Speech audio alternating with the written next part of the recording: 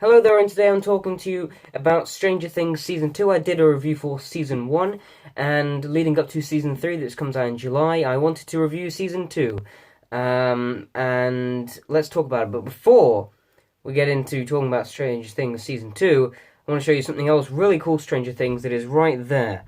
Let me get it for you. This is the LEGO Stranger Things set, as you can see. This is really cool. This is amazing. If you love the show and you love some LEGO, this is a magnificent build. This is really cool because there's a lot of figures and everything. This is a really, really good set. Yeah. So I just wanted to show you this. I got this because it's really cool. I love this set. It's a great set. That aside, let's talk about Stranger Things Season 2. I loved this season again. I absolutely adore this show, and it's one of my favourite TV shows running today. And Season 2 basically upped the ante in nearly every single way. I actually like this more than Season 1. Saying that, though, this one actually has flaws, and I want to get them out of the way, because there's just some things that really bug me in this season, and one of them is one episode. This is the biggest issue I have with this season. This season isn't as good as the last season, because it has this one glaring flaw, but everything else was so much better. But let's talk about this one glaring flaw, and that's season, I believe it's episode 7. This was a awful episode. This had nothing to do with anything else. It really added nothing to the characters. It was a side story, and it was awful. Skip episode 7 if you're watching the show. It doesn't do anything. It just changes the look of one of the characters, and it adds a little bit of backstory to Eleven's character, but that is it. That entire episode sucked. And now we've got that one issue out the way, I can talk about positives and spoilers as well if you've not seen Stranger Things Season 2. So let's start off with how the show starts off. This one is a lot slower paced than the first one. The first one felt very urgent. It felt like an ongoing story, an ongoing mystery between these characters. Everything felt a lot more tense. And in this one it's different. In this one it's a more slower start. And it just gets us to know some of the new characters. It gets us to see what positions our characters are in. And some strange things are happening. There's not really a mystery that's unfolding. There's not really characters figuring out stuff. There's not really us learning too much about the characters. It's just a lot of small character moments that were quite sweet, that were quite normal. There wasn't any weird things going on until around like the 4th episode. And I liked the slower pace. I like just getting to know our characters a bit more. They had a lot of development to some of the characters that we didn't get hardly any development for in the original series. Dustin, who is one of the funniest characters in the first season, gets a lot of heart here. He is really good in this season. He is easily the standout, and his relationship with the other characters is amazing. One of those other characters being Steve. Steve Harrington was one of the best characters in this entire season. In the first one, I didn't talk about him in my Season 1 review because he was sort of like a side character. He was sort of like the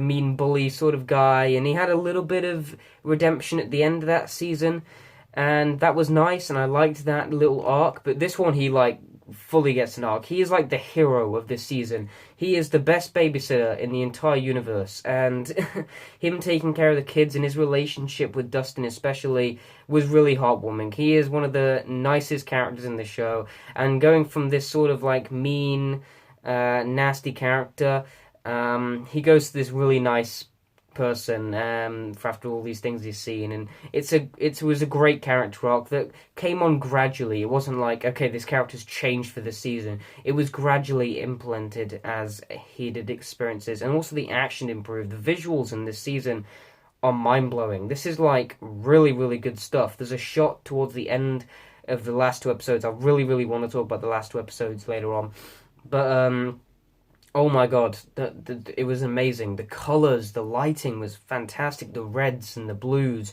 were beautiful. Let's talk about more of the characters. We have another great character pairing, which was Chief Hopper and Eleven, who they had a father-daughter relationship. And there's a scene just before the big battle sort of happens, where they're in a car together, and they're sort of telling and sort of telling each other what has happened. And it was really emotional. It was funny, and the comedy in this season is also really, really amazing.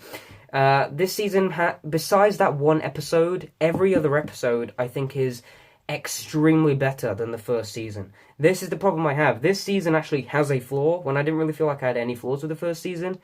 But I feel that on entertainment level and everything else, I think every other episode besides that one bad episode is better than anything we've seen before in Stranger Things. The characters get so much extra development here and really boost their relationships with each other. And it was really, really heartwarming to see some certain elements happen. And there were certain episodes and certain comedic things that just were great. I loved the Demodogs. They were so cool. We didn't get just one of them. We got a whole army of them. And seeing them fight a bunch of people was great. We also got additions to some new characters. Max being one of them, where I wasn't too sure about her and her brother at the start of the season, but as the end of the season sort of wrapped up, I actually quite liked where they took those characters. Another one being Bob, newbie, played by Sean Austin, who I thought was great, and he had a very, very sad ending. That scene was really thrilling. That was a really exhilarating scene when he's running away from those dogs, and he just gets out the last minute, and just that dog pounces on him. It's just like, oh no! No, another pull on the heartstrings there. But the entertainment of this season is also amazing. They upped the ante on the drama, on the comedy, on the fun vibe, on the action vibe. And I gotta talk about the last two episodes. I have to talk about them because the last two episodes are my two favorite episodes of all of Stranger Things. This was full of increasingly great tension, action, exhilaration, fast pace. The last two episodes were like 2 hours, so it was like this whole movie.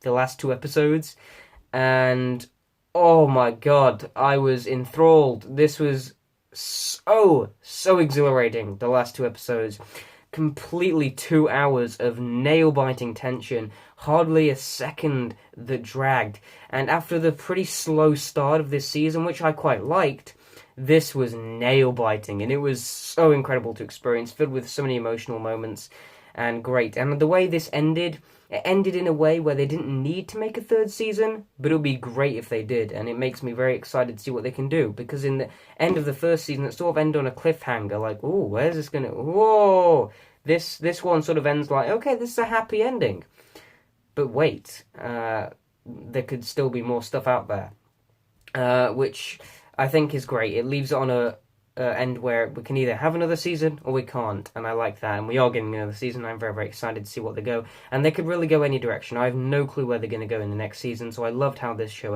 I love how this season ended. And in terms of how I feel about this season, I think overall I do like season 2 a lot more than season 1, because it has better moments for our characters and gives more for our characters, and basically improves in nearly every single level. But as I didn't really have any issues with the first season had a very good mystery around it, and a very good intrigue, and felt a lot more tense. This one didn't feel that way, and I didn't really have any flaws with the first season, where I have one massive flaw with this one. And that was a big problem to me. And I feel that they basically contrast each other out, because the second season, well, when it is a lot greater than the first one, it is a lot greater than the first season. But where it has that one big flaw, that one episode, it's just like... But the rest of it is just so amazing. If you forget that episode exists, like I do, I just want to forget it exists and enjoy watching the rest. When I rewatch both seasons, I will completely skip that episode.